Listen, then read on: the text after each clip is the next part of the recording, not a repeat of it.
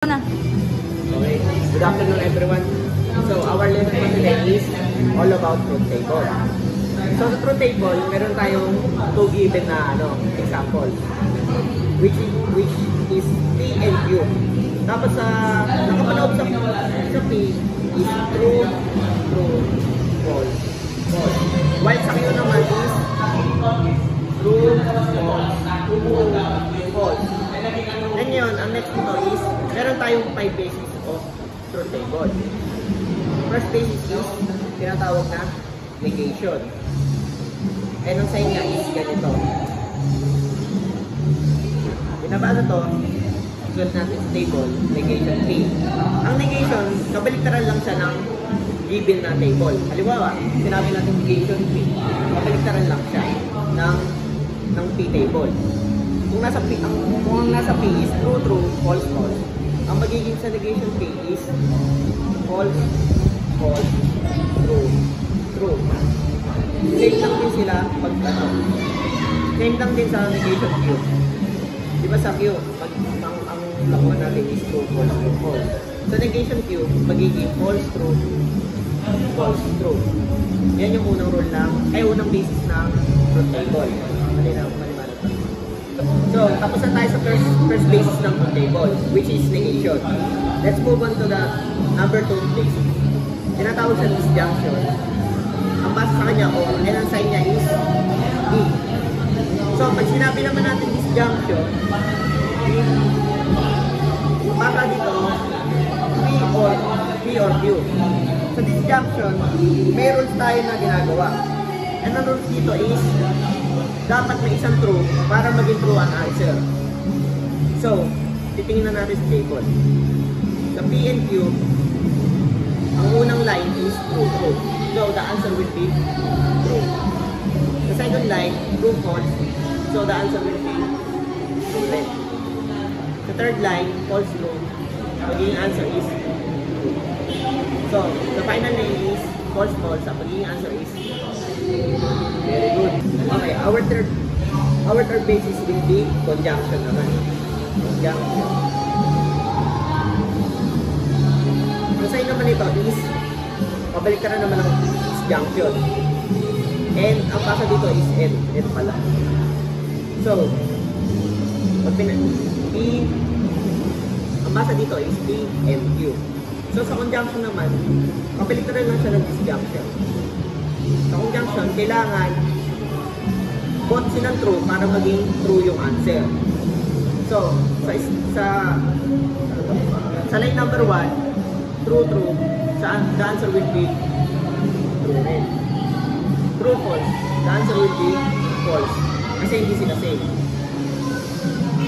Meanwhile, dito sa third line, false, true, the answer will be false. And the fourth line is false, false, so the answer will be false pa rin. So tapos na tayo sa basis number 3. Let's move on to the basis number 4, which is conditional. And ang sign niya is arrow sign. Pag sinulat natin siya, P, arrow sign Q, ang basa sa kanya, if P, then Q. Word ng conditional, kailangan, pag nauna ang true, kasunod din niya is true, para maging true yung answer. So sa first line is true, true, the answer will be true. Second line, true, false, the answer will be false. Pero may isa pa tayong rule sa conditional. Pag nauna yung false, kahit true yung kasunod, basta nauna yung false, magiging true pa rin yung answer. So, the third line will be, the third line, false, true, the answer will be true. Sa fourth line, false, false, the answer will be true pa rin. Okay. So, tapos na tayo sa basis number 4. Let's move on to the basis number 5, which is by conditional. By 4. And yung sign niya is parang double-sided arrow. Double-sided arrow. Nasa yun? Arrow sa both side. Ang basa dito is P if and only if Q. Ang basa sa kanya is P if and only if Q. Pag sinulat natin sa table, ganito magiging itsura niya. And ang rules naman dito sa P if only if Q, sa by conditional, is kailangan same sila ng same sila sa table. Halimbawa, sa P, true. Sa Q dapat true din para maging answer is true. Ganon din sa pag naging answer natin is false, ang answer pa rin is magiging true pa rin. So, sa first line is true, the answer will be true.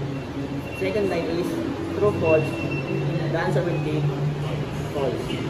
The third line is false, true, the answer will be false. And the last number is false, the answer will be true. So, yun lang. So dito meron akong prepare na tanong para sagutan mo kung talagang naiintindihan mo yung lesson natin. So, ito yung need mo sagutan. Tapos ito na rin yung table para mas magaling yung maintindihan mo. So, ganyan mo sa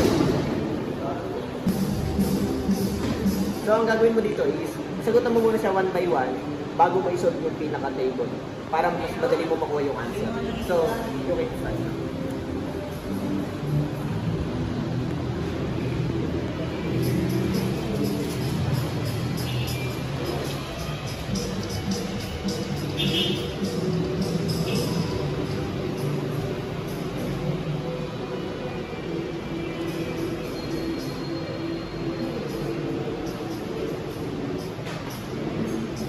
Pwede mo kunin dito is yung negation.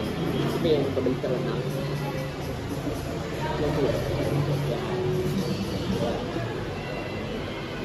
Negation. Kabaliktaran mo rin ito. Yung kinuha mo dito is yung Q. Kailangan yung kabaliktaran.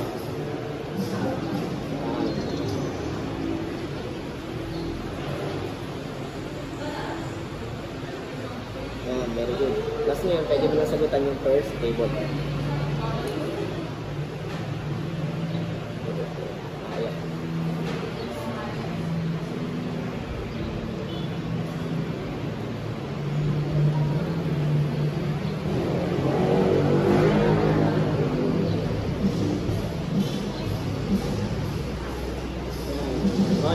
Pwede ka naman mag-move sa second table.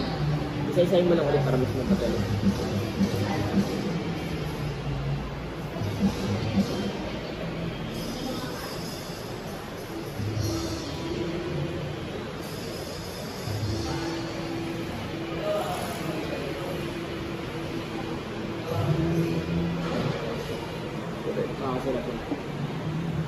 So, ginamit natin yung second table is conditional.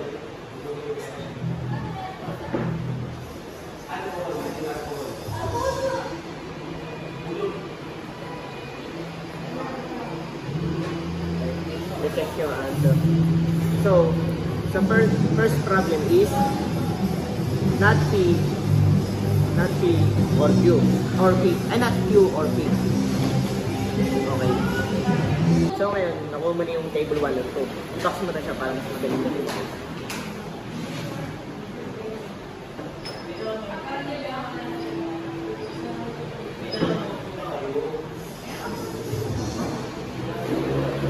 Yung sa table na yan, dyan mo makukuha yung final answer.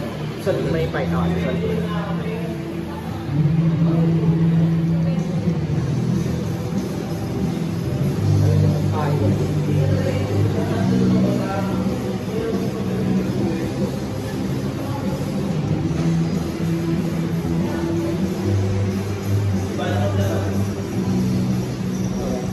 Ang rules namin sa iyo, kailangan po section ito para maging pag may false.